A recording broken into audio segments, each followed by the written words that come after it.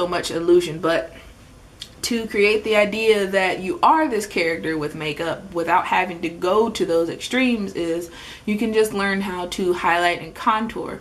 The reason highlighting and contouring is so important because it changes the shape of your face, not because you physically like did something. It's the way the light reflects on your face, because that's why your face is seen the way it is, because the light catches your face in the different shapes that it has.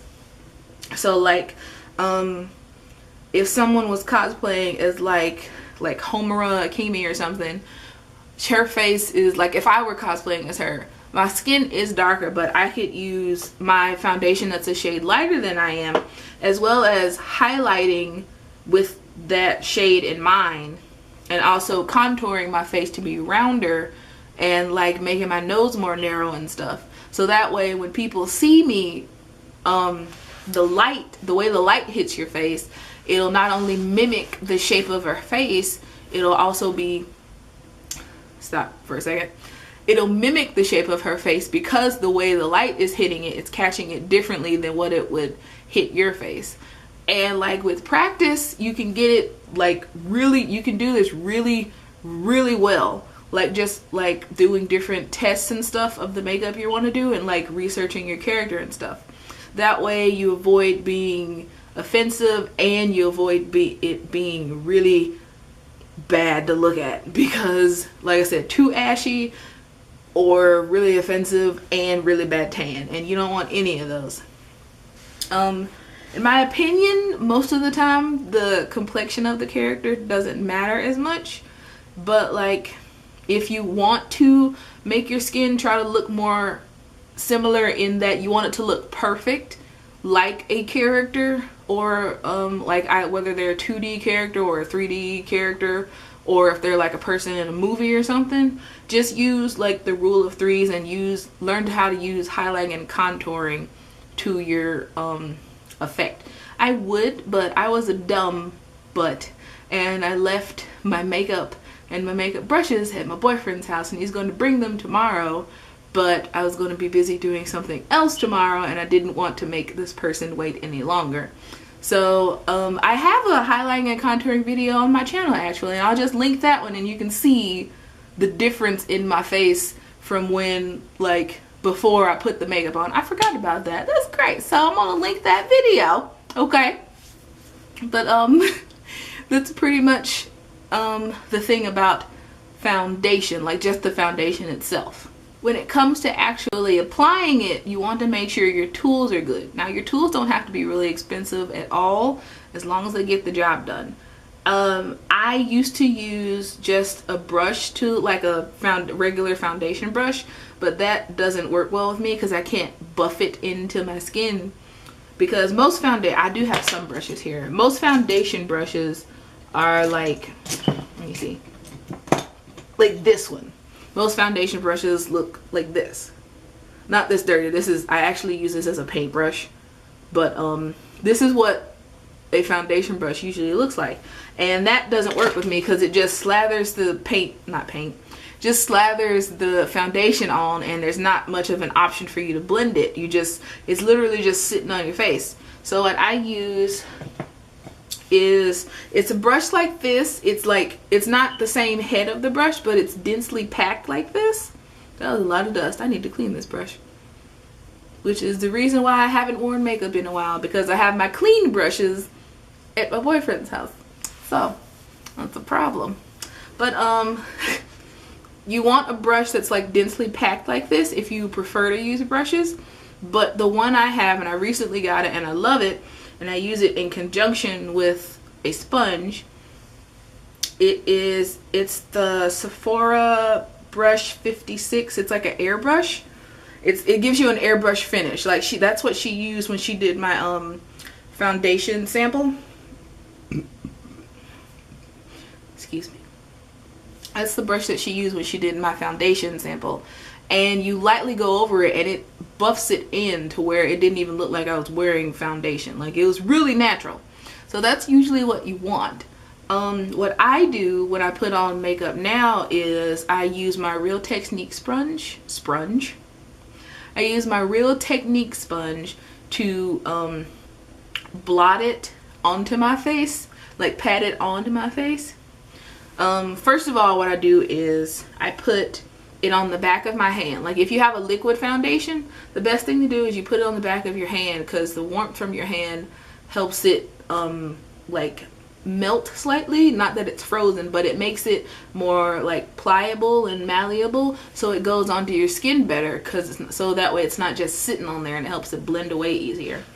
But I take my brush, not my brush, take my sponge, and it's wet, it's like damp, and I pat that on my hand, then pat it on my face, and then I blot it on slightly, and then I use the brush, the airbrush, and then I like run it over my skin to make sure it's like in there, so that way it doesn't look like it's just like a mask on my face.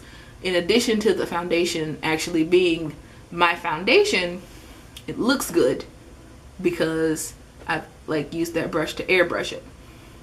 If you have enough money to go get you a beauty blender, you go do that.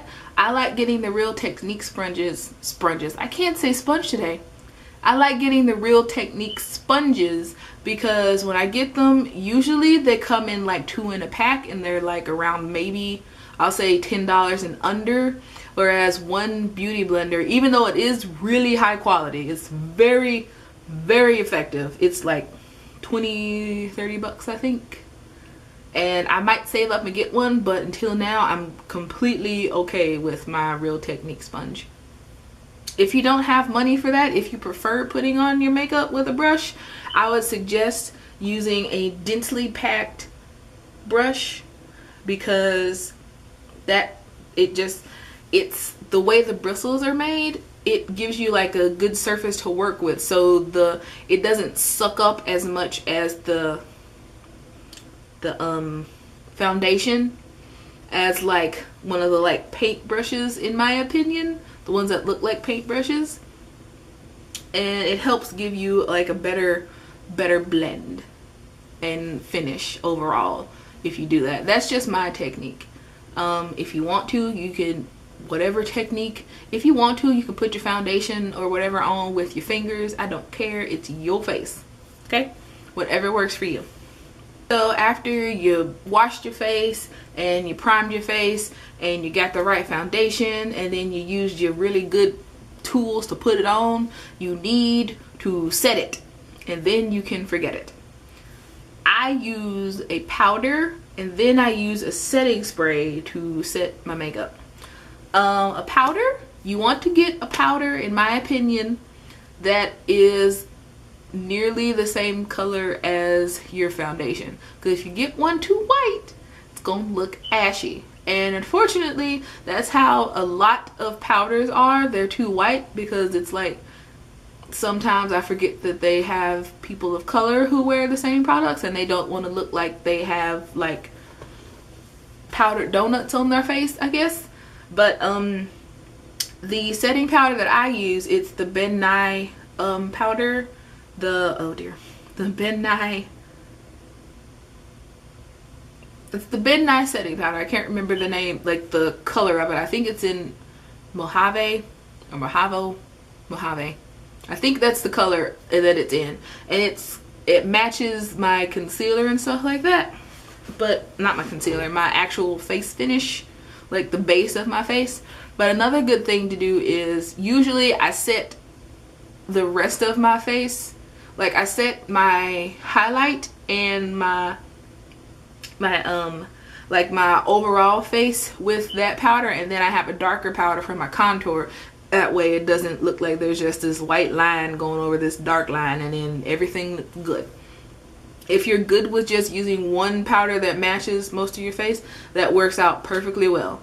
Because I do usually contour kind of heavily, I want it to make sure that it's gonna blend in well, so that way I don't look like a tiger on my face. I can't, no, not unless I want to, but that's a different issue.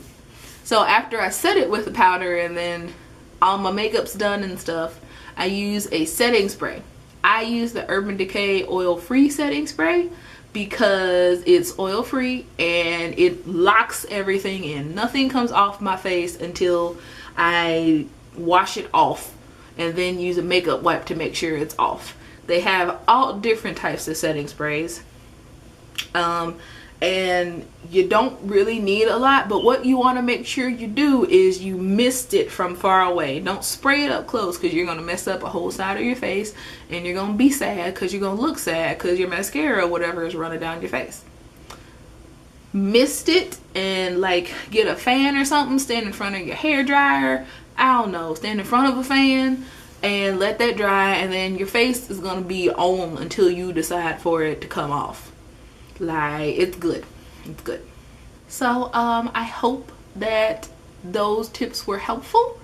If you have any more questions, if I didn't clarify anything well enough, please let me know. I'm planning on doing like a mini blog post on this, kind of, to get like the general gist of stuff out there. So if you want to visit that, you can. And also, thank you for watching, and I hope everyone has a good day. Okay, and I will link that video below or here or something. All right then, goodbye.